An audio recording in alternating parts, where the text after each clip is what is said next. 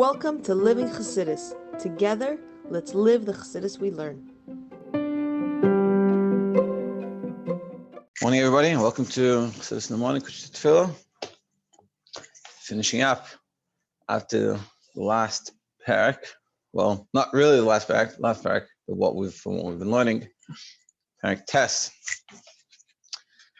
Basically, parak Tes is talking about, and this is sort of summation of what we've been talking about from Aleph all the way through, is now we understand, hopefully, what Das is, and that's what we're going to be doing, so we understand that's what we're going to do. And so we're working on it, and he's saying part of it is that with the Das, it'll help you work on Nefesh Bahamis, which we talked about last class, which is really the ultimate purpose of the Nefesh Kiss coming down. Purpose of our godly soul to come and invest within us is to work on ourselves, to be the best ourselves we can be. And that's through listening to the Nefesh Kiss, through listening to what he's telling us. And now we're going to discuss it, but ultimately in order to do all these things, we need to, so to speak, daven with it. Now, there's the actual davening with it aspect that, like, if we have time, we should try to daven. When we daven, we meditate on the things that we've learned and think about what they mean and how to apply it to themselves. That's what Chassidim back in the day used to do.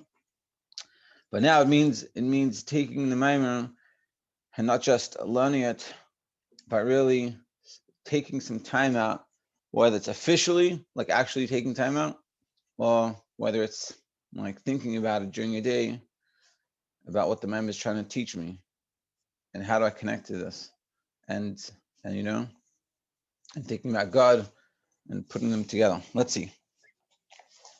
Parak Tes, top of page 90, chapter 9. The transformational power of prayer. It is impossible to receive the godly light of studying Chassidus without proper prayer. So, again, this is from the Rebbe Rashab's time, and davening was a very important, not that davening isn't important now, but davening at length and really meditating on Chassidus while davening, spending an hour or two.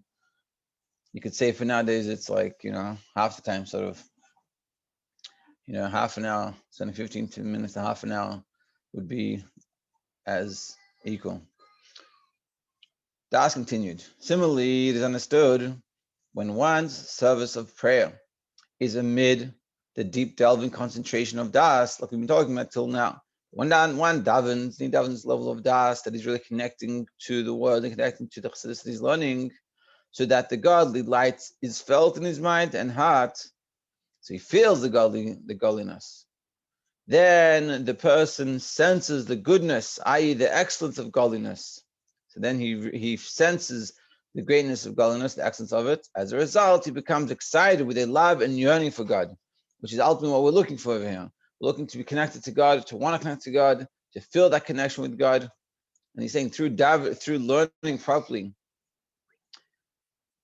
the Chassidus you're learning, it will have a result that you'll truly want to connect to God.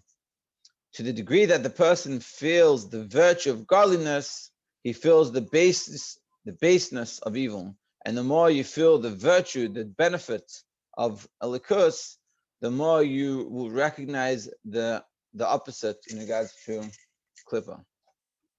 Meaning, if you realize how good it is, how healthy it is to eat healthy, you'll equally realize how bad or detrimental it is to eat unhealthy. So he's saying everything in life, there's a counterbalance. So the more you appreciate one, the less you appreciate the other. You can't appreciate eating healthy and the benefits of eating healthy, and at the same time appreciate eating junk food, because if you do appreciate the junk food, that means you don't really appreciate the healthy stuff. And the more, and that's how you can tell how good a way you're holding is how much you have the desire for the unhealthy things in your life. And the more you desire the unhealthy things in your life, meaning not just the physically unhealthy, but the spiritual unhealthy, the bad decisions that we make, it shows in the opposite how much we're missing in the good, on the good side of things. The extent to which a person truly feels the virtue of godliness and the inferiority of evil determines the depth of truthfulness and his decision to choose goodness and to despise evil, truly despising evil. Yeah. So essentially, he's saying that they kind of contrast each other, and the more we can connect ourselves to Elikus, and the more we can connect ourselves to learning Chassidus in a real way, and the more we can put in the effort to try to daven and try to think that what's important in my life is godliness, and connecting to godliness, and doing Torah mitzvahs. That's what's important. And the more we can recognize in our lives that, the more we will be able to push ourselves to not go on the other hand, to want things that aren't that. Prayer versus Torah study. Thus, refinement and purification of one's natural emotions is achieved only through the service of prayer, not through Torah study. Like we said before, that to transform yourself to just learning is highly unlikely unless you're a tzaddik, said in chapter 2. For the study of Torah, even its innermost dimensions, meaning chassidus, which affords a person knowledge and comprehension of godliness, does not effectuate refinement or purification of the natural emotion. Just learning chassidus is not going to transform you. It's not going to make you work on yourself and transform your natural emotions, your upbringing, your nature, and your nurture, and move them to become better. But as explained above, only individuals with sublime souls can achieve this refinement through the spiritual source, through the supernal source, through Torah study. Only at a very high level, your neshama, then you could do it that way. But for the majority of souls, refinement can be effected only through internal effort. But for the rest of us, we have to put in the effort. Therefore, the natural emotions retain their original tenacity. So without working on it, just learning it, it's not going to achieve anything. People wonder why they haven't changed. It's because you're not putting in the effort in the right places to actually change. You can't sit on your couch and watch movies and eat junk food and say, hey, how come I'm not losing any weight? I watch exercise videos. It's a start, but it's not going to get you there. You have to take care of the other issues. And just learning about Chassidus is not enough. Even if a person binds his das and applies it deeply during his studies, as explained above, and even when and this is a deep level, he's saying, and even when he learns, he puts in the effort to understand it in the level of das. He connects to what he's learning. As explained above, that one should habituate oneself to do so, which is a good thing. That's how he meant to do it. This produces no significant measure of sense perception of godliness or excitation, but that's not enough. It's not enough to learn it in the level of das, which is a great level, and it's how you should. For although such fine study also results in some excitation, although you do get excited, and I've experienced this, it's true, and you feel it. You get excited when you're learning something that you connect to, that are like, wow, very powerful, causing a person to feel top of 92 that one thing is good and the other is ... meaning that you can recognize what's good and what's not good, and you feel it, you sense it, you sense what you're learning when you're learning, and that he ought to choose the good, and you recognize and you resolve to yourself, look, it's clear, let me choose the right path. I know what I should be doing differently, and that's what I should do. Nevertheless, this feeling isn't sufficiently internalized to become integrated in his soul. In a short while, it fades away, but it's not long lasting. It's hard for it to be long lasting. This is because the sensation and exhilaration experienced in the course of study, even assiduous study, this is because even when you're learning, and you're learning well, is not comparable to what can be experienced during prayer, which is a proprietor's time, both on high and below. It is conducive to the absorption of the goodly light. And he's saying, but if you manage to daven with it, you not just learn it and connect with it, but then you daven, and while you're davening, you daven to Hashem, Hashem give you the ability to see what's right and do what's right. And then you think about this maimon that you've learned in those terms, you connect to in those terms, the davening will have a much deeper effect than what your learning does, even learning in a proper way. Therefore, it is possible for a person to have studied Chassidus prodigiously and still to be utterly distant from godliness. So unfortunately, a person could be learning a lot of Chassidus and properly, but it will still be distant. In fact, the very opposite may be true. Some individuals, for example, study Chassidus and are excited by the goodliness of the subject, but the instant the study ends, it is betrayed by their behavior.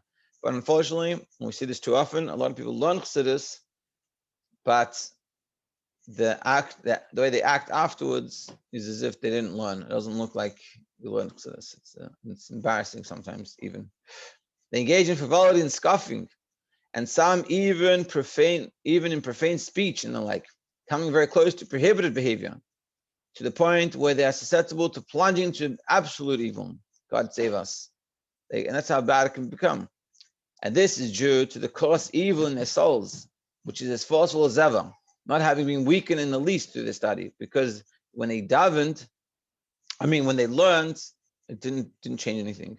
So learning, he's sort of saying, learning is a good level, and especially we're talking about if you learn well, like properly, like a dash, you connect to what you're learning. That's great, but you can have a whole different experience. You could be so much more if you try to connect with that after you've learned, while you're davening, and while you're sitting there thinking about during the day, and spending some time thinking about what the Maimon means and how to connect to it, and that and sort of having conversation with the Maimon, with you and with God.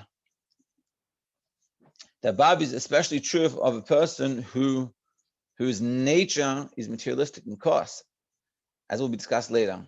Conversely, a naturally contrite person is moved a little through diligent study, but only for a short while, in order for the impact of Allah's praise necessary, as mentioned. And as mentioned before, we're talking about this davening. You need to daven, because if a person is by nature animalistic, then for sure all the learning he's going to have is not going to work. Poisonous pride. And now he's going to say that basically, and this is near the end, he's going to say, let's try to finish it up. He's going to say that a big issue is that if you don't do it properly, but you've learned, then you have all this information, so you feel so good about yourself. And you think, look how great I am. I've learned so much Chassidus, and I'm a big Baki in Chassidus, and I know so much Chassidus. And so it's going to whole opposite direction of where we're meant to go. Let's see, with like a meaning of ego. Without engaging in meaningful prayer, even what a person has studied and mastered is transformed into poison. If you don't daven with a maimah, you don't really connect to it, then it becomes poison. God save us. He becomes even coarser and even more egoistic. This poison penetrates and descends deep into his soul until it destroys him. God save us. Accordingly, the classic works on Jewish ethics elaborates on how conceit and self-importance are the quintessential source of impurity. Self-importance, feeling that you are so important, you're so great. Not that you're not, but it's the use of it in the wrong direction. Meaning it says, a person has to say that the world's created for him. That doesn't mean that the world's created for me to abuse the world and do whatever I want. It means the world is created for me to bring out the potential the world has for good. And that's what he's saying. But when it's taken the wrong way, so a person is all about himself. It's all about himself. Look how great I am. Like Pyrrhus said, it's all me. It's all what I did. And it's not. And so it's important to understand that we're not meant to be so self-involved. To be, and it's a long discussion. I want to finish, but it's a long discussion. For they represent the epitome of egotism and coarse evil, and are the root of all negative dispositions. See what he stated in the first chapter of Sota, and it talks about over there about how we shouldn't have such an ego. And basically, these people, they learn chassidus and chassidus from an ego. Look how much I've learned, and they walk around like they know so much, but they don't actually work on themselves. And the purpose of chassidus is not to make yourself feel great how much you learned. The purpose of chassidus is to make you feel the importance of your life, how important you have to work on yourself. It says the chassidim in like of old, they would hide what they were doing. They didn't want people finding out. When people would find out, they would get very bothered about it. Why? Because people would give them all the credit, and they felt that it wasn't, that they had the potential for good, and they were just expressing that potential through their efforts, and they didn't want to get all the credit, because they felt Hashem gave them the gift of that potential, and they were just expressing it. Whereas here, we're taking it and say, look how smart I am, look how much I learned.